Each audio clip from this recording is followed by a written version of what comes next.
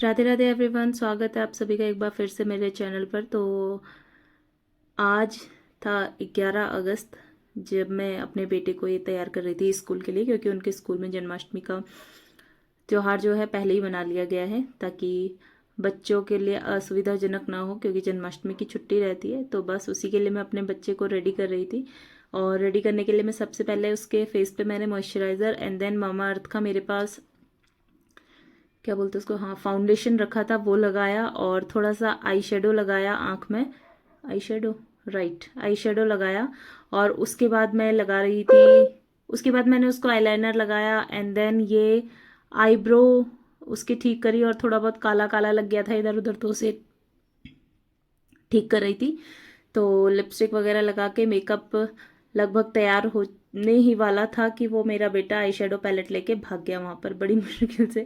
इतना परेशान करते ना बच्चे जब कोई काम करने बैठो तो। और ये धोती रखी हुई है उसकी, मेरे पास कपड़े थे, मैंने कुछ ज़्यादा बाहर से खरीदा नहीं उसके लिए। मैं बस एक कुर्ता खरीद के लेके आई थी जो उसने पहना है, और थोड़ी एक्सेसरीज, और बाकी की एक्सेसरीज मेरी पिछले साल की पड़ी हुई थी। और ये तो घर पे ही पड़े हुए थे, सारा जो भी मेकअप का सामान है ये कुछ भी नया खरीद के नहीं लाई थी मैं। और जो आई शेडो पैलेट था उसी में से मैंने हल्का सा पिंक कलर निकाल के उसके फेस पे ब्लश लगा दिया था, ब्लश।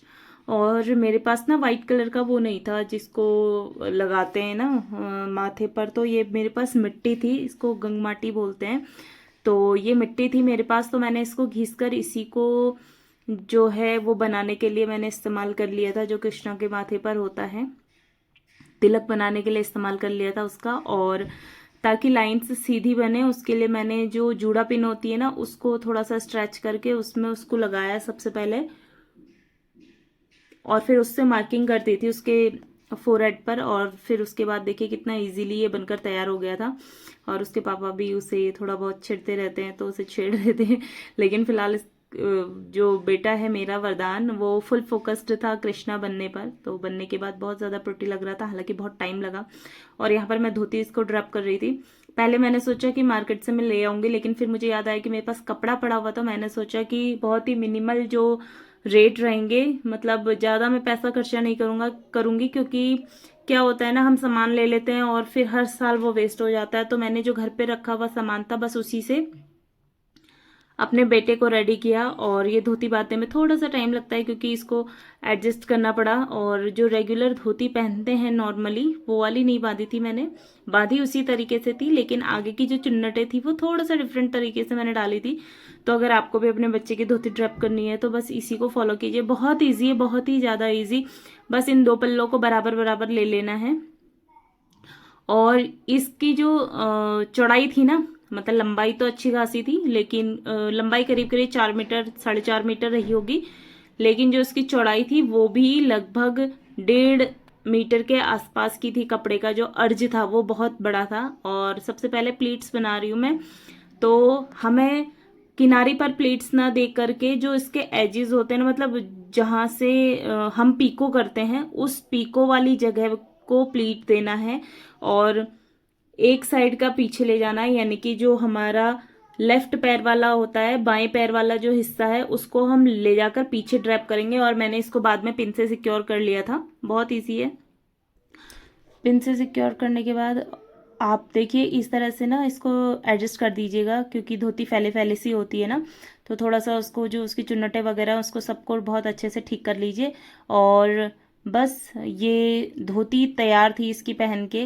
और भी कई तरीके होते हैं धोती पहनने के, लेकिन सबसे इजीएस्ट वे यही था।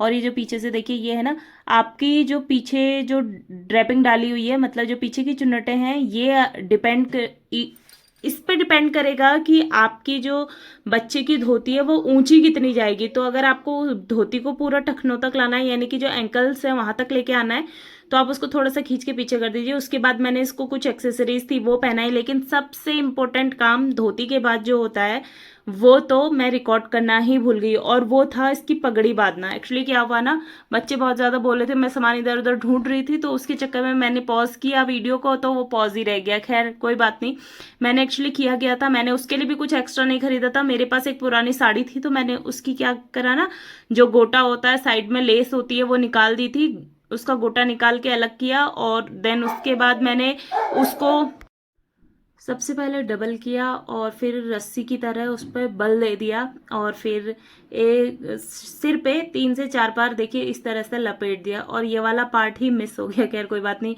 और ये देखिए पिछली बार का ना ये एक्सेसरी पिछले साल की बची हुई थी, कमरबंद था ये, तो कमरबंद ये मैंने सिर पर लगा दिया तो सिर पर ये इस तरह से काम आ गया और बहुत सुंदर बेटा तैयार हुआ था, बहुत अच्छे से मज़ा आया देखकर। ये देखिए ये था इसका पूरा लुक, इस तरह से ये तैयार हो गया था बढ़िया करके और अच्छा लग रहा था। मैंने कई लोग मतलब अपने घर में सबको दिखाया सबने पहचानने से ही इनकार कर दिया, बोले थे बहुत अच्छा लग रहा है। और ये आए हमारे कन्हैया जी, तो मिलिए इनके बाल रूप से शैतान दांत टूटे हुए कन्हैया जी हमारे।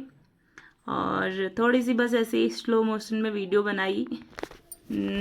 स्कूल गए तो स्कूल में भी सबका रिस्पांस बहुत अच्छा था, क्योंकि पहले ये पीछे लगे हुए थे और जब मैम ने इनका गेटअप देखा तो इनको आगे कर दिया था रो में डांस के लिए। तो बहुत खुश हुए बच्चे भी देखकर इनको, मैम भी खुश थी, ये भी खुश थे। तो ऑल ओवर सब कुछ बढ़िया था।